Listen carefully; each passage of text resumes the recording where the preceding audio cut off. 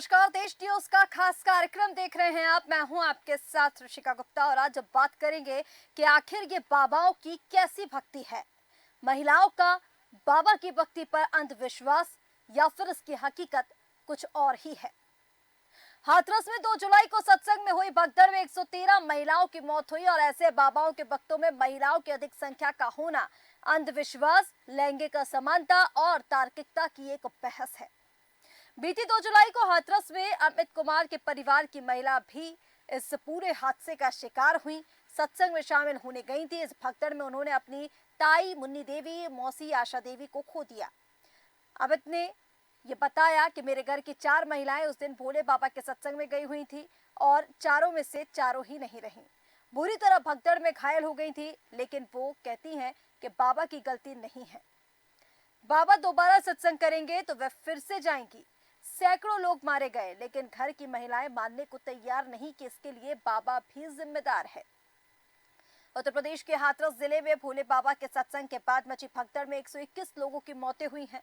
मरने वालों में 113 महिलाएं शामिल थीं।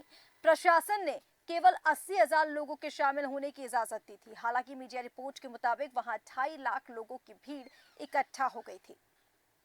सत्संग में शामिल होने वालों में भी अधिकतर महिलाएं ही शामिल थीं।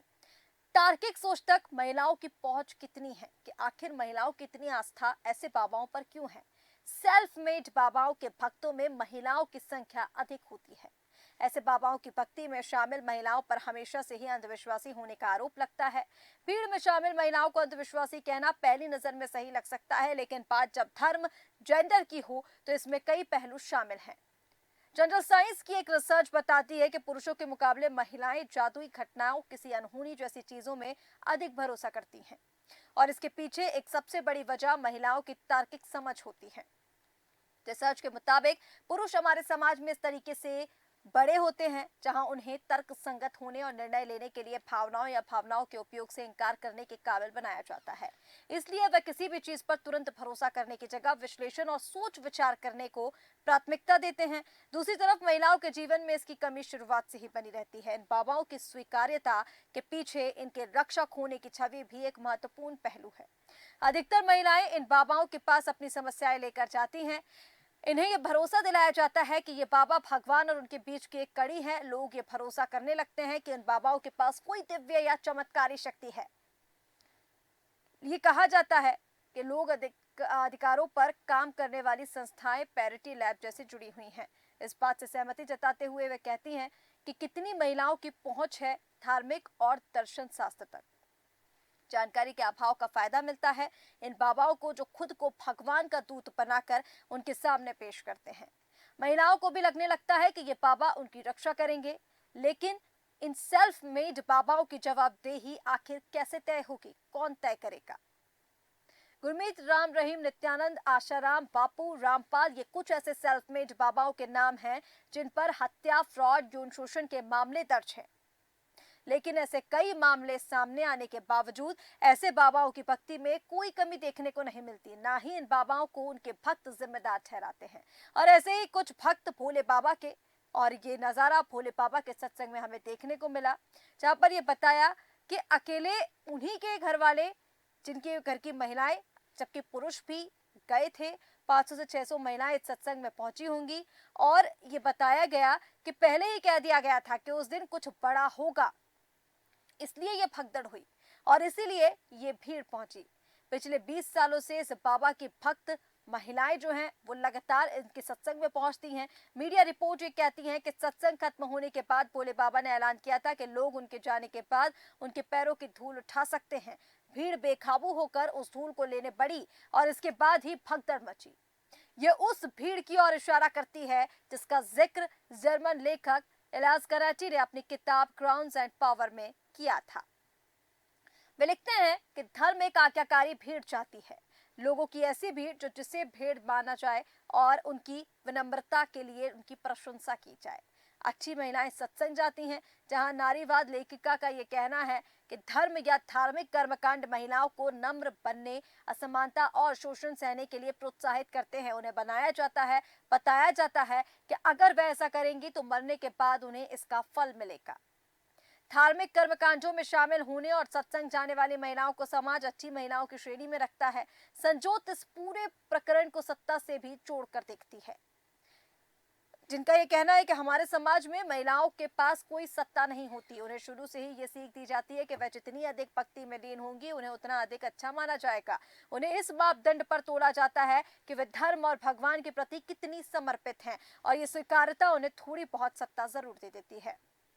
लेकिन क्या खालीपन को भरने का जरिया बनती है बाबाओं की आस्था या बाबाओं में आस्था? धर्म को जेंडर के संदर्भ में हमेशा से ही एक पितृसत्तात्मक संस्था के रूप में देखा गया है। हालांकि कई महिलाओं के लिए ये खुद को व्यक्त करने के लिए एक माध्यम की तरह भी काम करता है। डेजी जकारिया दिल्ली के जवाहरलाल नेहरू विश्वविद्यालय में पीएचडी स्कॉलर हैं और वे जेंडर और मानसिक स्वास्थ्य के मुद्दे पर रिसर्च कर रही हैं। और जहां उन्होंने ये कहा कि ऐसे बाबाओं पर महिलाएं भरोसा कर रही हैं। ये देखने या सुनने में अजीब या अंधविश्वास जरूर लग सकता है, लेकिन ये जरूरी तो नहीं कि हम जिस विचारधारा या आस्था में भरोसा करते हैं वह सबको समझ आ जाए।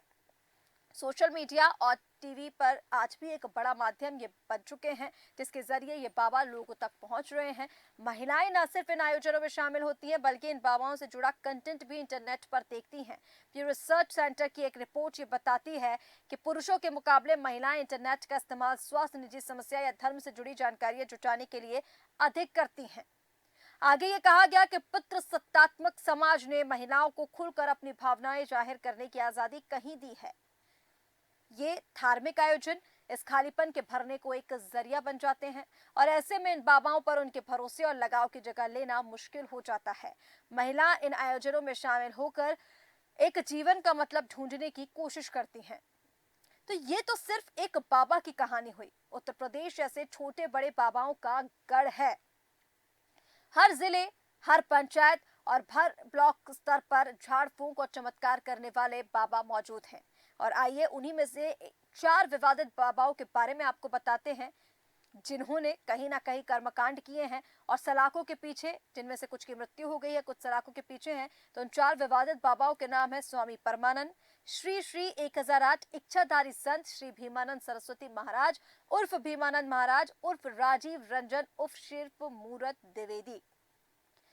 तीसरे बाबा का नाम राम वृक्ष यादव और चौथे बाबा का नाम राम कृपालु त्रिपाठी उर्फ कृपालु महाराज शामिल हैं। और चलिए थोड़ा इन बाबाओं के बारे में जानते हैं और देखते हैं कि कैसे इन्होंने जनता को ठगा था।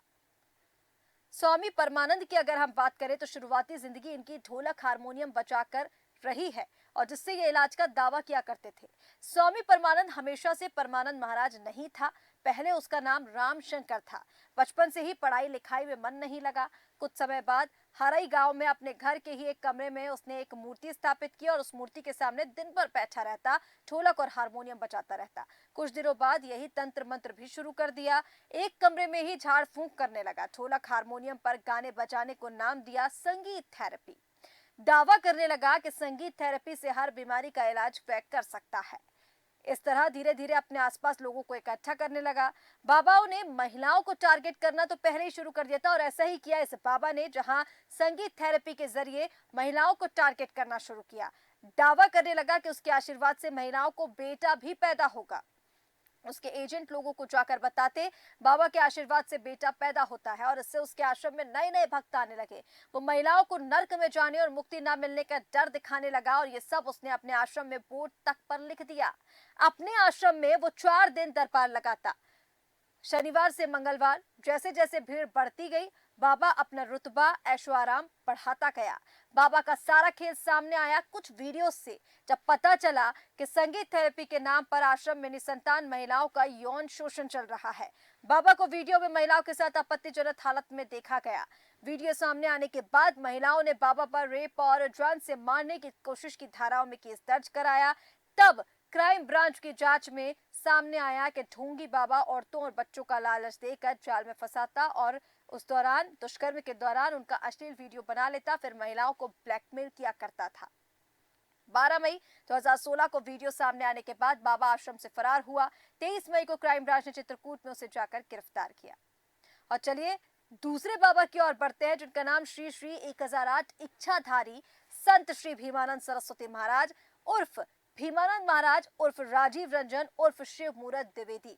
ये सिर्फ एक व्यक्ति के नाम है। गरीब परिवार से आने वाला शिव मूरत द्विवेदी दिल्ली के एक होटल में सिक्योरिटी गार्ड था।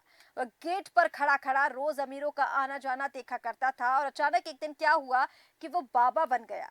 ये देख उसके मन में भी अमीर बनने की महत्वाकांक्षा जागने लगी। वह हर रोज जो देख रहा था वह उसके दिमाग में चढ़ने लगा। उसे भी अमीर इंसान बनना था, पर सवाल था कि कैसे। इसके जवाब में उसे भी नहीं पता था, बस ये जानता था कि इसके लिए वह कितना भी नीचे गिर सकता है। कहीं पूछने के लिए कहीं से निकलना पड़ता है और इसी ख्वाहिश में उसने होटल में गार्ड की नौकरी छोड़ दी। वहां से आ गया आगरा गुजर बसर के लिए। यहाँ भी उसने एक होटल में फिर गार्ड की नौकरी पकड़ी, लेकिन मन नहीं लगा और वह फिर दिल्ली चला गया। उसने नौकरी बदली और लाजपत नगर में एक मसाज पार्लर में मैनेजर बन गया। किस्मत ने साधु संतों से मिलाया तो ठग बनने का आइडिया आया।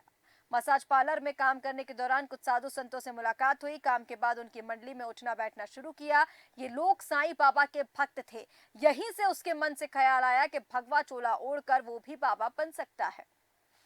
शिव मूरत को जल्दी थी, इसलिए नौकरी के साथ चोरी डकैती जैसे अपराधों में शामिल होने लगा। 1998 में ऐसे ही डकैती के एक केस में दिल्ली पुलिस ने उसे गिरफ्तार किया। कुछ महीनों के बाद जमानत मिली तो दिल्ली से निकल लिया।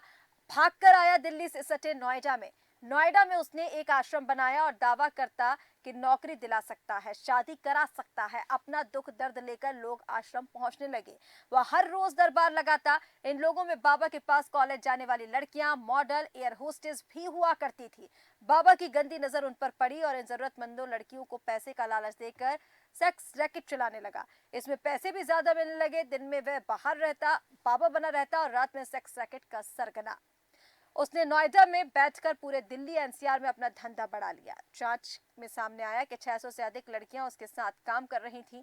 2010 में दिल्ली में कॉमनवेल्थ गेम्स होने वाले थे। बाबा खुश था कि उसके विदेशी ग्राहकों की संख्या बढ़ेगी, कमाई कई गुना बढ़ जाएगी और इसके लिए वो लड़कियों पर दबाव बढ़ाने लगा। इससे तंग आकर एक लड़की ने दिल्ली पुलिस में जाकर शिकायत की। तब दिल्ली पुलिस की क्राइम ब्रांच ने बाबा को पकड़ने का जाल बिछाया। इसमें ढोंगी बाबा गिरफ्तार हुआ, साथ में कई कॉल गर्ल्स भी गिरफ्तार हुई। जांच में बाबा के पास से एक डायरी मिली। इसमें ग्राहकों के नाम नंबर लिखे हुए मिले। उसके नाम पर करोड़ों रुपए की संपत्ति मिली। दिल्ली के खानपुर इलाके में उसने अपने एक मकान को मंदिर बना दिया था। 13 बैंक खातों में 90 लाख से ज्यादा रुपए मिले। पास में 3 लग्जरी कार मिली जिन्हें जब्त कर लिया गया। और चलिए अब तीसरे बाबा की ओर बढ़ते हैं, जिनका नाम है राम वृक्ष यादव। 1980 के दशक की बात, जहां जय गुरुदेव नाम के धार्मिक गुरु के लोग जानने लगे थे। वह मथुरा में रहते थे। तब सुभाष चंद्र बोस के जिंदा होने को लेकर खूब कहानियां चलती थी। जय गुरुदेव इतने रहस्यमयी रूप से रहते थे कि लोगों में यह बात फैल गई कि वह सुभाष चंद्र बोस हैं। राम वृक्ष यादव इन्हीं जय गुरुदेव का भक्त था। वह मूल रूप से गाजीपुर जिले का रहने वाला था। 1972 से 73 के बीच वो बाबा जय गुरुदेव से जुड़ा। 1975 में इमरजेंसी लगी, इसमें राम वृक्ष भी जेल गया। इसके लिए उसे बाद में लोकतंत्र सेनानी पेंशन मिलती थी। छूटने के थोड़े समय बाद ही वह मथुरा आकर जय गुरुदेव के साथ रहने लगा। 1980 में जब जय गुरुदेव ने अहमदाबाद में दूरदर्शी पार्टी बनाई तो ये उसमें शामिल हुआ। उस पार्टी से इसने गाजीपुर से लोकसभा और विधानसभा चुनाव लड़ा। कारनामे जय गुरुदेव की 12,000 करोड़ की संपत्ति पर नजर थी। मथुरा में जय गुरुदेव के नाम पर 12,000 करोड़ की संपत्ति पर उसकी नजर, जहां 2012 में जय गुरुदेव के निधन के बाद उस पर कब्जे के लिए राम वृक्ष यादव का बाबा के ड्राइवर पंकज यादव से विवाद हुआ। पंकज यादव को यह संपत्ति विरासत में मिली थी। राम वृक्ष यादव का जय गुरुदेव से भी निधन से पहले विवाद हो गया था और इसलिए उन्होंने उसे विरासत में हिस्सेदार नहीं बनाया। नतीजा ये हुआ कि जिद में राम वृक्ष यादव ने आश्रम के पास जवाहर बाग नाम का एक पार्क पर कब्जा किया। राम वृक्ष और उसके समर्थकों की मांग थी कि राष्ट्रपति और प्रधानमंत्री जैसे पद खत्म कर दिए जाए। भारतीय मुद्रा रुपए की जगह पर आजाद हिंद बैंक की मुद्रा चलाई जाए। वह खुद को सुभाष चंद्र बोस से प्रभावित मानता था। उसका कहना था कि 1 रुपए में 40 लीटर पेट्रोल और 60 लीटर डीजल दिया जाए। भारतीय रिजर्व बैंक और यहाँ की सरकार डॉलर की गुलाम है। वो चाहता था कि सरकार को समाप्त कर दिया जाए। 2016 में जब जवाहर बाग को पुलिस प्रशासन खाली कराने गई तब उसने समर्थकों के साथ हमला बोला। पुलिस बल पर जानलेवा हमला किए। इसमें एसपी सिटी मुकुल द्विवेदी और इंस्पेक्टर संतोष यादव शहीद हुए। इस घटना में कुल 29 लोगों की मौत हुई थी, जिसके बाद ये बाबा की असलियत सामने आई। और चौथे बाबा की ओर अब बढ़ते हैं, जिनका नाम राम कृपाल त्रिपाठी। मनबड़ में पैदा हुए रामकृपाल त्रिपाठी ने 7वीं कक्षा तक की पढ़ाई पूरी की। आगे की पढ़ाई के लिए मध्य प्रदेश के महू चले गए और इसी बीच घर वालों ने उनकी शादी कर दी। पत्नी का नाम था प्रज्ञा। वापस आकर मनगढ़ में पत्नी के साथ रहने लगे। गृहस्थ जीवन में रहते रहते उनके 5 बच्चे भी हुए, 3 बेटियां 2 बेटे। धीरे धीरे उनका झुकाव राधा कृष्ण की भक्ति में लगने लगा। गांव में प्रवचन देने लगे, भक्ति योग पर बातें किया करते। कुछ साल बाद प्रवचन की चर्चा दूर दूर तक फैलने लगी। उत्तर भारत के हिंद भाषी क्षेत्रों के अलावा विदेशों में भी नाम फैलने लगा। 1957 में मकर संक्रांति के मौके पर वाराणसी की काशी विद्वत परिषद ने जगत गुरु की उपाधि दी। वो अपने प्रवचनों में चारों वेदों, उपनिषद, पुराणों, गीता और वेदांत सूत्रों का अध्ययन पाठ करते, मंत्रों की व्याख्या करते और इन सब बातों से भक्त प्रभावित रहते। उनका ज्ञान भक्तों के बीच चर्चा का विषय बनता। वृंदावन में 54 एकड़ में प्रेम मंदिर के निर्माण से प्रसिद्धि मिली। वृंदावन में प्रेम मंदिर के निर्माण के बाद बाबा की ख्याति बढ़ी। मंदिर बनाने में कुल 11 साल का समय लगा। ये कुल 54 एकड़ में बना है। मंदिर की लंबाई 125 फीट और चौड़ाई 115 फीट। मंदिर का शिलान्यास यानी बनाने की शुरुआत 14 फरवरी 2001 से हुई। 2012 में ये पूरी तरह बनकर तैयार हुआ।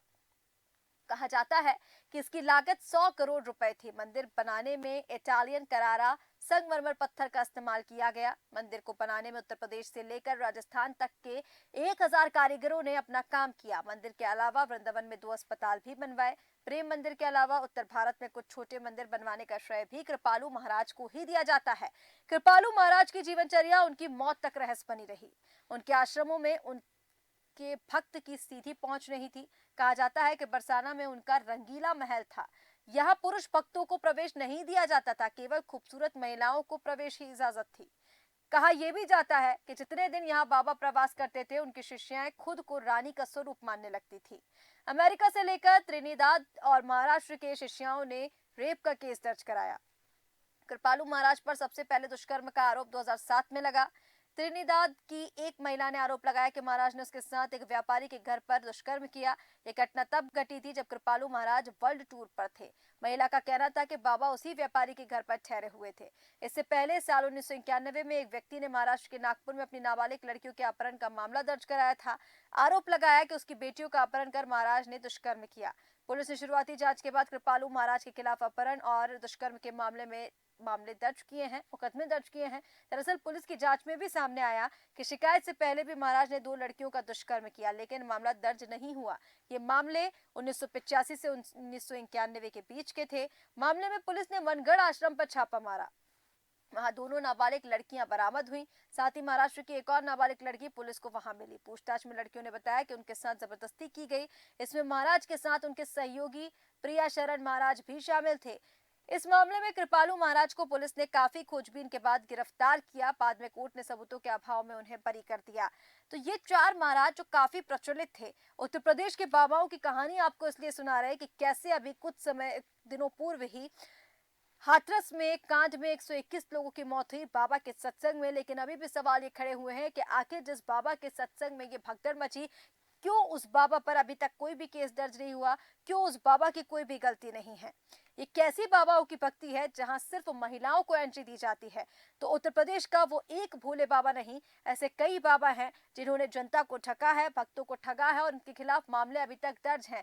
सवाल ये उठता है कि 121 मौतों का जिम्मेदार भोले बाबा अभी तक गिरफ्तार क्यों नहीं हुआ? तो तस्वीरें ये आपको उन बाबाओं की दिखा रहे हैं जहां पर किस तरह से महिलाओं को ठगा जाता है, भक्तों को ठगा जाता है, उनकी आस्था के साथ खिलवाड़ किया जाता है। अब सवाल ये खड़ा होता है कि महिलाओं की भक्ति जिस तरह से बाबाओं के प्रति बढ़ रही है, ये सिर्फ अंधविश्वास है या फिर कुछ और? क्योंकि अधिकतर बाबाओं के पास सिर्फ महिलाओं की एंट्री। सेल्फ मेड बाबाओं की जवाबदेही आखिर कौन तय करेगा और कब तक तय होगी, और इनसे जुड़े हुए मामले जो सामने आते हैं उन पर कब तक अंकुश लग पाएगा? फिलहाल हमारे इस खास कार्यक्रम में इतना ही। आप बने रहिए देश न्यूज के साथ। नमस्कार।